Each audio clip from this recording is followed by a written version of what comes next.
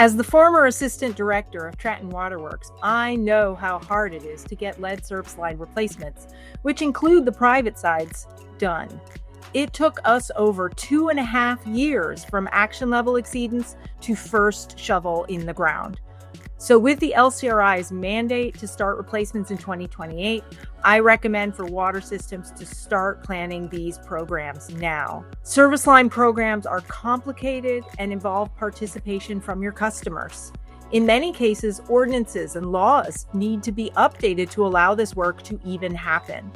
Coordination with road departments, legal teams, permit offices, mayors and city councils, sometimes of multiple municipalities, and all those other stakeholders, on top of getting your funding in place, takes more time than you may realize. So take it from me, start seriously planning your replacement programs now. One potential consequence is going out of compliance with your communications and potentially losing some public trust in the process. The LCRR and LCRI have very specific communication requirements. The LCRI has 60 different line items about specific wording and content for different scenarios. And the wording's pretty strong.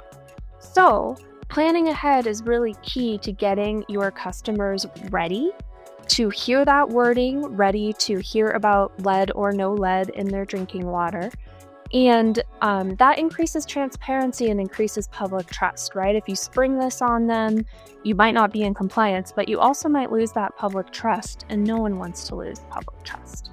Why is it risky for water systems to wait until 2028 to start lead sampling under the LCRI requirements? Well, in very brief terms, the new requirements will result in major upheaval to where and how lead samples are collected. Those changes will result in moving the needle, so to speak, towards non-compliance for most systems when you take into consideration the sample methods, the sample locations, the expected results, the 90th percentile calculation, and the lower lead action level of 10 parts per billion. So what do we recommend when in the face of all of this uncertainty is to start sampling now in the near term under those LCRI conditions, but in a research-based capacity. So to gather as much information and data as possible to be able to forecast future compliance conditions, to be able to evaluate actions that can be taken,